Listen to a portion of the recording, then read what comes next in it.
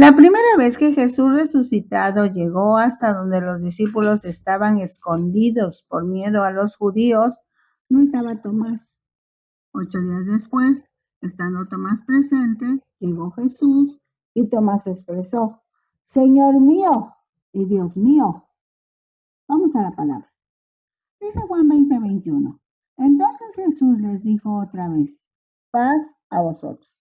Como me envió el Padre, así también yo os envío. La primera vez que les dijo paz a vosotros fue la noche del día en que resucitó, cuando estaban encerrados los discípulos. Paz a vosotros es una garantía de su presencia y la tranquilidad que proviene de conocerlo. Además, les envía como embajadores de su mensaje, transmitiendo el amor y la verdad de Dios por medio de sus enseñanzas. Dice Juan 20:22. Y habiendo dicho esto, sopló y les dijo: recibid el Espíritu Santo. Ese momento marca la transición de la presencia física de Jesús a la presencia espiritual por medio del Espíritu Santo, quien les brindará fortaleza y dirección en medio de sus desafíos. El Espíritu Santo otorga poder y guía para llevar a cabo la misión de predicar el Evangelio, cumplir la gran comisión. Dice Juan 20:23, a quienes remitiereis los pecados, les son remitidos, y a quienes se los retuviereis, les son retenidos. Jesús explica que al enseñar las verdades del Evangelio, las personas tomarán la decisión de aceptar el perdón de pecados. Sus pecados serían perdonados, pues remitir significa ajustarse a, limitarse a esa decisión. Cuando las personas, al escuchar el mensaje de salvación, no acepten el perdón de pecados por su propia decisión, permanecerán en pecado. Lo importante aquí es que para que se tome esa decisión necesitan escuchar el mensaje de salvación por gracia. Entonces, no es que tengan los discípulos algún poder para perdonar o no pecados, sino que al cumplir la encomienda de predicar el perdón de pecados, es la oportunidad de conseguir que las personas acepten ese perdón. Dice Juan 20:24. Pero Tomás, uno de los 12, llamado Dídimo, no estaba con ellos cuando Jesús vino. Dídimo es un sobrenombre para el apóstol Tomás que significa gemelo. No se sabe quién era su gemelo, así que algunos piensan que podría ser un nombre simbólico, pues también es conocido como incrédulo. Así que todos los que no creen vienen a ser su gemelo. Juan 20:25 dice, le dijeron pues los otros discípulos, al Señor hemos visto. Él les dijo, si no hubiera en sus manos la señal de los clavos, y metiere mi dedo en el lugar de los clavos, y metiere mi mano en su costado, no creeré. Cuando Tomás llega a donde están los discípulos, le comparte la noticia de que el Señor Jesús ha resucitado, a lo que responde con toda incredulidad, pidiendo verlo física y realmente hablando. O sea, refleja la duda y la búsqueda de pruebas que muchos enfrentan hasta hoy. Juan 20:26. 8 días después estaban otra vez sus discípulos dentro y con ellos Tomás. Llegó Jesús, estando las puertas cerradas, y se puso en medio y les dijo, paz a vosotros. Jesús había resucitado 8 días antes, pero los discípulos estaban escondidos, con las puertas cerradas. Tenían miedo de los judíos. Ahora sí estaba Tomás. La entrada, sin abrir las puertas, resalta su naturaleza divina y la certeza de su resurrección, superando las limitaciones físicas. La paz sea con ustedes es un mensaje de reconciliación y tranquilidad, ofreciendo paz en medio de su temor e incredulidad. Dice Juan 20:27, luego dijo a Tomás, pon aquí tu dedo y mira mis manos, y acerca tu mano y métela en mi costado, y no seas incrédulo, sino creyente. Entonces Tomás respondió y le dijo, Señor mío y Dios mío. Jesús atiende personal y directamente la duda de Tomás, invitándolo a tocar el lugar en donde le pusieron los clavos y le metieron la lanza, porque Tomás necesitaba la evidencia física para superar la incredulidad. Al comprobar con sus propios ojos y sus manos la realidad del cuerpo glorificado de Jesús, Tomás confiesa: Señor mío y Dios mío. Dice Juan 20:29, Jesús le dijo: porque me has visto, Tomás, creíste. Bienaventurados los que no vieron y creyeron. Con esta expresión, Jesús coloca la base para creer sin ver, preparando el camino para los creyentes o discípulos futuros, o sea, tú y yo, y los que han de creer, para disfrutar la victoria de Jesús sobre la muerte, su presencia activa entre los creyentes a pesar de los miedos y el paso de la duda a la fe. Dice Juan 21:1, después de esto, Jesús se manifestó otra vez a sus discípulos junto al mar de Tiberias y se manifestó de esta manera. Estaban juntos Simón Pedro, Tomás llamado el Dídimo, Natanael el de Caná de Galilea, los hijos de Zebedeo y otros dos de sus discípulos. Simón Pedro les dijo: voy a pescar. Ellos le dijeron: vamos nosotros también contigo. Fueron y entraron en una barca y aquella noche no pescaron nada. Después de las primeras manifestaciones ante sus discípulos cuando estaban escondidos por miedo a los judíos, Simón Pedro y otros 6 de los discípulos decidieron ir a pescar. Al parecer creían que todo volvería a la normalidad y como Jesús ya no estaba con ellos, volvieron a sus labores. La sorpresa fue que en esa noche no pescaron nada, estando en el mar de Galilea o mar de Tiberias, lugar que ellos conocían para pescar, pues eran pescadores. Dice Juan 21:4, cuando ya iba amaneciendo, se presentó Jesús en la playa, mas los discípulos no sabían que era Jesús. Y les dijo: hijitos, ¿tenéis algo de comer? Le respondieron: no. Él les dijo: echad la red a la derecha de la barca y hallaréis. Entonces la echaron y ya no la podían sacar por la gran cantidad de peces. Jesús resucitado busca a sus discípulos hasta donde están, tratando de pescar, no para regañarlos, sino para conseguir milagrosamente muchos, muchos peces y para disfrutar el desayuno en la playa. Jesús es bueno, paciente, comprensivo, proveedor, hacedor de milagros. Jesús está presente en la vida cotidiana de sus discípulos, pues resucitado, su presencia es real en la vida diaria, el trabajo y los momentos de aparente fracaso. Al obedecer la instrucción de Jesús, consiguen que la red esté totalmente llena. De ahí que se puede afirmar que el éxito en la misión viene de la obediencia a su palabra, no solo del esfuerzo propio. Dice Juan 21:7, entonces aquel discípulo a quien Jesús amaba dijo a Pedro: ¿es el Señor? Simón Pedro, cuando oyó que era el Señor, se ciñó la ropa, porque se había despojado de ella y se echó al mar. Aquel discípulo a quien Jesús amaba es Juan. Pedro se vistió porque para los judíos el saludo se daba totalmente vestidos, aún entre pescadores. Juan 21:8, y los otros discípulos vinieron con la barca, arrastrando la red de peces, pues no distaban de tierra, sino como 200 codos, aproximadamente 90 metros de la playa. Dice Juan 21:9, al descender a tierra vieron brasas puestas y un pez encima de ellas y pan. Jesús les prepara pan y pescado en la orilla y les invita a comer, fortaleciendo la comunión después de la resurrección, confirmando su amor servicial y restaurador después de una noche de trabajo. Dice Juan 21:10, Jesús les dijo: traed de los peces que acabáis de pescar. Subió Simón Pedro y sacó la red a tierra llena de grandes peces, 153, y aún siendo tantos, la red no se rompió. Es interesante comprobar que al parecer Dios utiliza el fracaso de la noche para contrastarlo con el éxito del milagro al amanecer. Por otro lado, desde que llamó a algunos de sus discípulos que estaban trabajando en el mar, les dijo que serían pescadores de hombres, y en ese momento Jesús aprovecha para recordarles con hechos sus llamados. Hoy cada uno tiene tenemos la oportunidad de recordar ese llamado que Jesús hizo, pues puede ser que ciertos cristianos estén enfocando mal su llamado. Dice Juan 21:12, les dijo Jesús, venid, comed.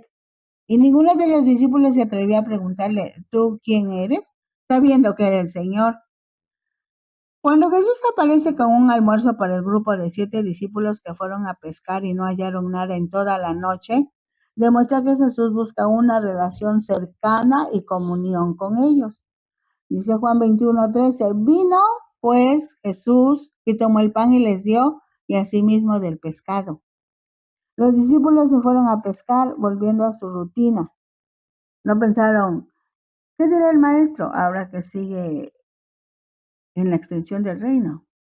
Así que Jesús toma la iniciativa, se acerca a sus discípulos, demostrando su amor y preocupación por sus necesidades físicas. Estaban cansados y con hambre. Esa es una demostración de que aunque sus discípulos no están actuando de acuerdo a la perfecta voluntad de Dios, Dios siempre tiene cuidado de los suyos y los apoya.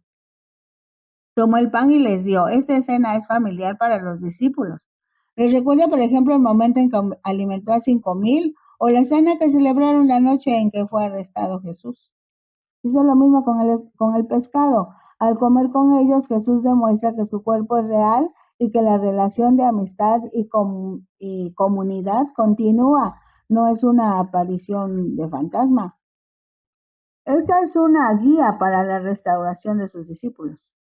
Ellos, irresponsablemente quizá, quisieron regresar a sus labores cotidianas, pero Jesús permite que no consigan ningún pez para llamar su atención y en ese momento determinado aprovecha para la restauración de sus discípulos, sobre todo de Pedro. Dice Juan 21:14, esta era ya la tercera vez que Jesús se manifestaba a sus discípulos después de haber resucitado de los muertos. Jesucristo, ahora resucitado, se hizo presente ante sus discípulos 2 veces cuando estaban escondidos. Llegó hasta ellos, atravesó paredes con las puertas cerradas y en ese momento, en plena vía pública, a orillas del mar de Galilea o mar de Tiberias o Tiberíades, por tercera vez les repite, estoy vivo, resucité, vencí la muerte, ahora ya no estaré con las multitudes, ahora busco estar con ustedes, mis discípulos. Busco la intimidad con ustedes en su desempeño cotidiano, aunque vamos a revisar esa cotidianeidad. Al obedecer a Jesús y tirar la red, logran una pesca inmensa, lo que ilustra el éxito al actuar bajo la guía divina. Mientras tanto, Jesús ha preparado pescado y pan, mostrando su amor, ternura y misericordia. Enseguida Jesús tiene preparado algo especial, la restauración de todos, pero especialmente de Pedro, para renovar la fe y la confianza de los discípulos en su misión. Dice Juan 21:15, cuando hubieron comido, Jesús dijo a Simón Pedro, Simón, hijo de Jonás, ¿me amas más que estos? Les respondió, sí, Señor, tú sabes que te amo. Él le dijo, apacienta mis corderos. Volvió a decirle la segunda vez, Simón, hijo de Jonás, ¿me amas? Pedro le respondió, sí, Señor, tú sabes que te amo. Le dijo, pastorea mis ovejas. Le dijo la tercera vez, Simón, hijo de Jonás, ¿me amas? Pedro se entristeció de que le dijese la tercera vez, ¿me amas? Y le respondió, Señor, tú lo sabes todo. Tú sabes que te amo. Jesús le dijo, apacienta mis ovejas. Ahora Jesús se dirige personal y particularmente a Pedro. La intención es restaurarlo. 3 veces Pedro negó a Jesús, 3 veces Jesús le pregunta si lo ama para que pudiera reafirmar su lealtad al Maestro. Cuando Jesús pregunta las primeras 2 veces usa la palabra que significa amor sacrificial, o sea, Jesús le dice, ¿estás dispuesto a sacrificarte por mí? En esas 2 veces Pedro contesta con una palabra que significa amor fraterno, afecto, simplemente afecto. En la tercera vez, lo que se tradujo amas se refiere al amor filial. Puntualiza Jesús en ese tipo de amor que Pedro utiliza, como diciendo, ¿siquiera sientes un poco de afecto por mí? A lo que Pedro contestó, tú sabes que te quiero. En cada pregunta y respectiva respuesta, Jesús encarga a Pedro la responsabilidad de cuidar a la iglesia. En el versículo 15 le dice, apacienta mis corderos, o sea, cuida y alimenta a los nuevos o jóvenes creyentes. En el versículo 16 le dice, pastorea mis ovejas, o sea, gobierna, guía y protege al rebaño. En el versículo 17 le dice, apacienta mis ovejas. Nutre continuamente a los creyentes maduros o discípulos que estarían ejercitándose a su vez para formar a otros en el servicio o ministerio. Ahora bien, todo esto debe hacerlo Pedro por amor personal de Cristo. Si ama a Cristo, lo demostrará cuidando de los recién convertidos, protegiendo a los cristianos y nutriendo constantemente a los discípulos. Dice Juan 21:18, de cierto te digo, cuando eras más joven te ceñías e ibas a donde querías, mas cuando ya seas viejo extenderás tus manos y te ceñirá otro y te llevará donde no quieras. Esto dijo dando a entender con qué muerte había de glorificar a Dios, y dicho esto añadió, sígueme. Jesús hace énfasis en la profecía relacionada con la muerte de Pedro y según la tradición murió como mártir en Roma, glorificando a Dios con su muerte. Sígueme es el llamado que reafirma Pedro después de sus negociaciones, invitándolo a seguirle no solo en vida, sino también en el sacrificio. Dice Juan 21:20, volviéndose Pedro vio que le seguía el discípulo a quien amaba Jesús, el mismo que en la cena se había recostado al lado de él y le había dicho, Señor, ¿quién es el que te ha de entregar? Cuando Pedro le vio, dijo a Jesús, Señor, ¿y qué de este? Jesús le dijo, si quiero que él quede hasta que yo venga, que a ti sígueme tú. En resumen, Jesús enseña que la obediencia personal no depende del destino de otros. Este dicho se extendió entonces entre los hermanos que aquel discípulo no moriría, pero Jesús no le dijo que no moriría, sino si quiero que él quede hasta que yo venga, que a ti. Este es el discípulo que da testimonio de estas cosas y escribió estas cosas y sabemos que su testimonio es verdadero. Jesús enfatizó su soberanía sobre la vida de Juan. Confirma que el autor del Evangelio y que su testimonio es verdadero. Es una lección para no compararse con otros creyentes ni obsesionarse con el futuro ajeno, sino enfocarse en seguir a Jesús. En Mateo 18:16 leemos, pero los 11 discípulos se fueron a Galilea, al monte donde Jesús les había ordenado. Y cuando le vieron, le adoraron, pero algunos dudaban. Los discípulos obedecieron. Fueron al monte y se encontraron con Jesús resucitado. A pesar de adorarle, algunos como buenos humanos dudaban. Hasta hoy dentro de la iglesia no todos creen, por lo mismo no todos adoran. Dice Mateo 28:18, y Jesús se acercó y les habló diciendo, toda potestad me es dada en el cielo y en la tierra. Por tanto, id y hacer discípulos a todas las naciones, bautizándolos en el nombre del Padre y del Hijo y del Espíritu Santo, enseñándoles que guarden todas las cosas que os he mandado. Y aquí yo estoy con vosotros todos los días hasta el fin del mundo. Amén. Mateo cierra su escrito, donde Jesús resucitado con autoridad total en el cielo y en la tierra, ordena a sus discípulos ir por todo el mundo, hacer discípulos a todas las naciones, bautizarlos, o sea, sumergirlos en el conocimiento del nombre del Padre, sumergirlos en el conocimiento del nombre del Hijo y sumergirlos en el conocimiento del nombre del Espíritu Santo. No solo meterlos al agua, sino darles la palabra y enseñarles a obedecer sus mandatos, prometiendo su presencia continuamente. Puntualiza que no solo deben ser evangelizados, sino llegar a ser fieles seguidores de Jesús. No solo es para el pueblo de Israel, sino que se extiende a todo el mundo, puntualizando el significado de uno de sus nombres, Jesucristo o Emmanuel, Dios con nosotros. Dice Marcos 16:15, y les dijo, id por todo el mundo y predicar el evangelio a toda criatura. Marcos retoma el pensamiento de Mateo, destacando la universalidad del mensaje que está dirigido al mundo, el lugar donde habitan los hombres, a quienes Dios ama mucho, pero que no aceptan a Dios y sus principios.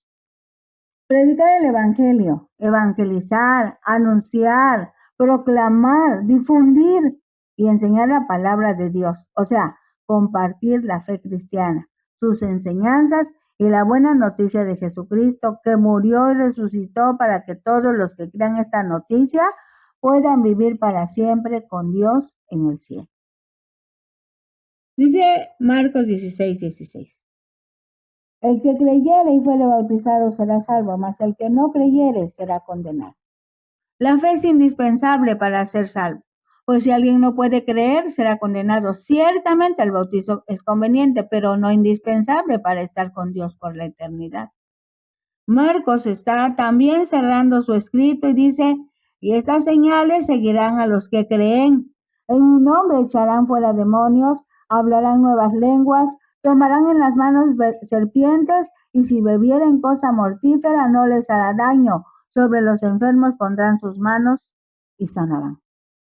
Las señales siguen a los que creen, pues es en el nombre de Jesús que se pueden llevar a cabo todas estas reacciones. Echar fuera demonios, hablar nuevos idiomas, tomar serpientes sin que les haga daño, tomar veneno y no sufrir ningún daño, sanar enfermos al imponer manos sobre ellos. Todo esto demuestra el paso de la tristeza a la misión después de la resurrección, capacitando a los cristianos para llevar la fe a pesar de todas las dificultades que tengan que enfrentar.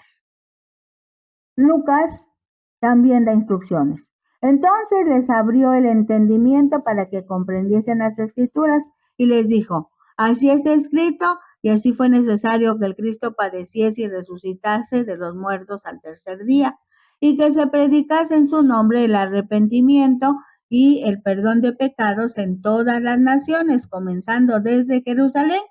Y vosotros sois testigos de estas cosas. He aquí yo enviaré la promesa de mi Padre sobre vosotros, pero quedaos vosotros en la ciudad de Jerusalén hasta que seáis investidos de poder desde lo alto.